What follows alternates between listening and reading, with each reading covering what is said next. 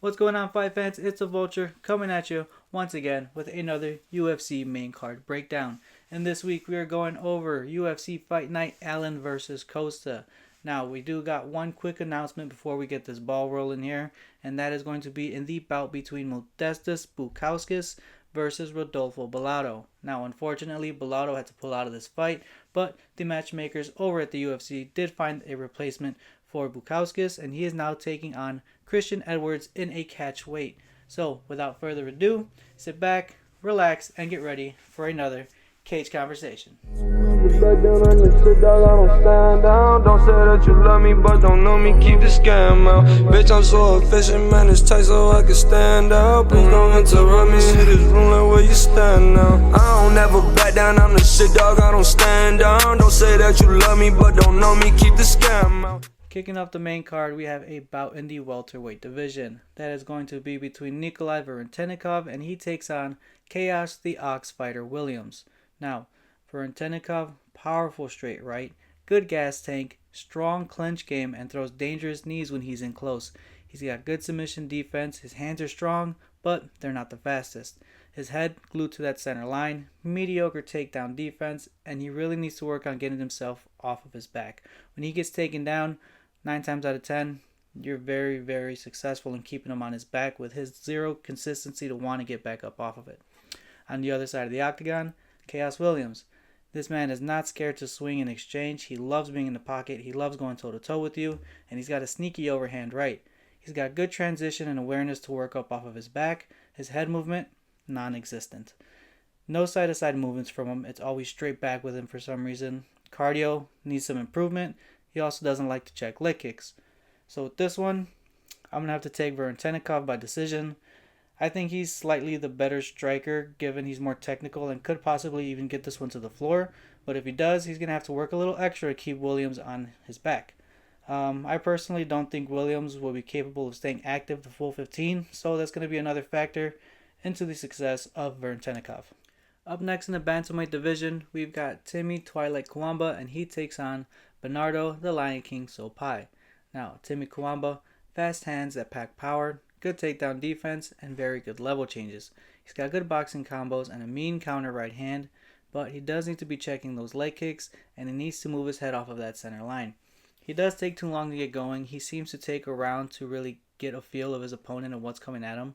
I don't think that's going to be a good method against Sopai, especially how aggressive he is, but, each their own. He also gets backed up too much. He needs to be the aggressor if he wants to find any real success on Saturday. Against from him and Bernardo Sopai, he's got a little bit over a year since the last time we've seen him in the octagon. He does have 10 of his 12 wins by finish, so that's a pretty good stat. He's a very forward pressure fighter. He's got fast and accurate head kicks, strong leg kicks, good grappling and takedown defense. He also doesn't like to check leg kicks, and he cannot gas himself out. Especially after that year-long layoff, he will be needing to be very, very wise on how he exerts his energy. He's also got to be defensively sound and very technical. He can't be sloppy against Kawamba because Kawamba will find that opening and put him out. For this one, I'm sticking with Timmy Kawamba. I think he's going to be successful in the striking and break Sopai down and force it into the distance. But he's got to move forward early. He can't take that time to try to reach Sopai or let Sopai feel like he's controlling the fight. Because if Sopai gets that confidence that he's going to control the fight, he will break you and he will put you out. Up next, we've got a catch weight bout between Modestas, the Baltic Gladiator Bukauskas, and he takes on Christian Payne Edwards. Now, a little quick reminder, Christian Edwards is replacing Rodolfo Bellato on a 3 days notice. So, moving forward, this is what we got. Modestas Bukauskas reaches very hard with his punches. He does have good takedown defense. He's got good urgency to get back to his feet when he does get taken down. He's comfortable fighting in both stances. Good ground and pound, but he does need to throw more combos and throw a little more frequently. He's also not much of an aggressor, but he is a heavy counter fighter, which kind of makes up for it. On the other side, Christian Edwards, this is his UFC debut. He is on a 4-fight losing streak, and his last win was back in 2021. Hands way too low, always backs up, no real forward movement from him. Not the greatest grappling in the world. Striking, also nothing special. I don't mean to bash this guy, but I wasn't able to find much, and everything I did find on him was nothing really too impressive. I personally don't think it was anything notable to be putting on here. So with all that being said, I am going to have to take Bukauskas on this one. He was originally set to face Rodolfo Bellato, and I don't think he'll have any issue taking a W over this new opponent. I think he does make quick work of Edwards in the striking, and I think he gets a KO finish. I personally don't see any real threat coming from Edwards, and I feel like the matchmakers are kind of throwing him to the wolves here. But sometimes you just got to work with what you got, even if what you got isn't the best in the world. Again, props to Edwards for taking this fight. I don't think it was maybe the smartest move of his career or his managers to accept it. But hey, you got to make your UFC debut somehow. And if this is how, by all means, power to you. Happy you're there. Can't wait to see what you got for us on Saturday. Up next in the bantamweight division, we've got Malcolm the Machine Wellmaker, and he takes on Juan Pegajoso Diaz. Now, Wellmaker, he's got 2 first-round KOs in the UFC, 3 if you are counting his Contender Series fight. He's coming off of a loss to Ethan Ewing, but that fight, absolute banger. Great job to both of those fighters. He's got heavy and fast hands with phenomenal check right hook abilities. He's got good body and leg kicks. He does need to work on his grappling defense, though. We saw that against Ewing. We saw that getting him down was kind of an easy task to do. He does need to keep cautious of his energy, though. He likes to throw bombs, but he does start to fade over time.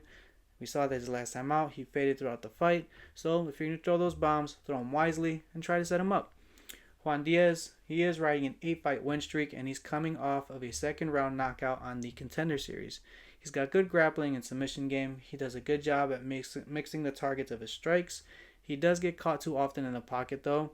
He also does like to lunge forward with his 1-2s, and he's got to be cautious of that check right from Wellmaker. He does throw some sneaky spin attacks. He got the KO on the Contender Series fight that way, but if you pay attention to that fight, he did keep telegraphing it the entire fight. And it's not a bad thing, because this kept his opponent guessing on when it was actually coming. And when it did come, it caught him and it put him out. So with this one, I'm still going to take Wellmaker as long as he can keep the fight on the feet and be cautious of those traps that Diaz will try to put out there. I don't think Diaz has fought anyone with the amount of power that Wellmaker possesses, and those other fighters that Diaz fought still rocked him. So Wellmaker should have more than enough power potential to get this one put away very, very quickly, and he can even add to his highlight reel. For our co-main event of the night, we've got a featherweight bout between the Korean Superboy Do-Ho Choi, and he takes on Daniel Willie Cat Santos. Now, Do-Ho Choi, good boxing combos, strong punches and strong leg kicks. He's got a good step-in uppercut, clean throws from the clinch, good takedown offense, but his takedown defense does need some work. He's got good cardio, but he cannot underestimate the power coming at him. He tends to push forward and think he can take all the strikes that anyone throws at him, but it also seems like you got to earn his respect. I don't know if that is the best approach to be taking against a fighter like Santos. But Daniel Santos, powerful punches, quick in-range boxing. He does need to be checking those leg kicks, though. He's got quick spinning kicks, but he just needs to set him up a little bit more. He's got very good blast doubles, grappling very good as well. He does tend to take shots here and there. Not all of them land, but he does leave himself open to begin to hit. He has to be a little bit more defensively sound. He also tends to lose confidence if you can stop his takedowns. If you can deny him a takedown, it seems like his mentality breaks and shatters little by little. Regardless, I still think Santos will take this one by decision. It should be a very fun and exciting striking exchange type of fight, but I think Santos will be able to work in his grappling, get some control time to further get the win in the judges' eyes. I don't think Choi has enough grappling defense to deny Santos any control time in this fight. I don't think he'll be able to demoralize him. I don't think he'll be able to get into his head. I think Santos just puts on a spectacular performance and gets that decision win. For our main event of the night, it is going to be in the featherweight division, and that is going to be between Arnold Almighty Allen, and he takes on Melquitsael, the Dalmatian Costa. Now, Arnold Allen, tight, high defensive guard, heavy right hand, always moving, never a sitting target. He's a patient fighter that looks for his openings, and this might be a vital trait to getting that win against someone as skilled as Costa. He gets stuck with jabs and head kicks fairly often, so that might be something to be on the lookout for if you are Allen. He needs to be aware of those body strikes as well. Gene Silva was able to find it fairly easily in their meeting. He might need to utilize his grappling a bit more in this one too. He has been a little absent in the grappling game the past few times out. But he still needs to be cautious if he does need to take that route against Costa, because we know that Costa possesses some good submission games. On the other side, we've got Metsuel Costa. Knockout power in his strikes. We saw just how dangerous he is against Dan Ige and Morgan Shayeri. He will make you pay for your mistakes. He's got a good submission game as well. Hands too low in the exchanges. He might have trouble with the movement of Allen. Grappling can be an issue. A wobbly Julian Erosa was able to get him down, and I don't think Allen will have much difficulty taking him down if he chooses to take that path. He does need to be cautious of the power of Allen. If he gets caught right, it could possibly change the trajectory of the fight. We have seen him get finished by submission and knockout after feeling someone's power, so kind of got to be on the lookout for that. With this one, give me Allen. I think his movement and grappling that gets mixed in with his striking will be overwhelming for Costa to handle. Although Costa is a talented striker and a respectable submission executioner, I think Allen has just enough striking capabilities to go with his impressive grappling and movement to secure him the victory. Alright, fight fans, that's all we got for this week's video. Thank you all for tuning in. Once again, the Vultures pick 6 for this main card are as followed. We've got Varentenikov, Kuamba, Bukauskas, Wellmaker, Santos, and Allen. Now, if you're new here, hit that subscribe button, hit that little bell icon next to that so you never miss a future video, smash the like button, and comment down below your picks for the main card. I'd love to hear them. So, without further ado, we'll catch you all next time for another Cage Conversation.